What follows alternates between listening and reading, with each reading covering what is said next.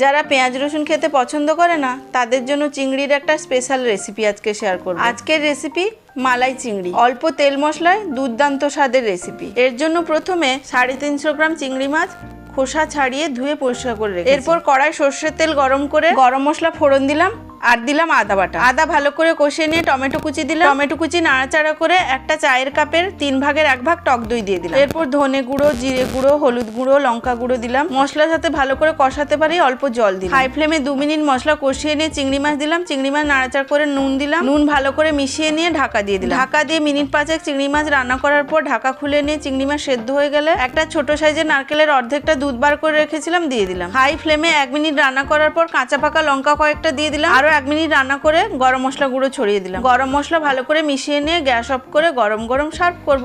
গরম ভাতের সাথে খেতে অপূর্ব লাগে। তোমরা বাড়িতে একবার অবশ্যই ট্রাই করো কিন্তু।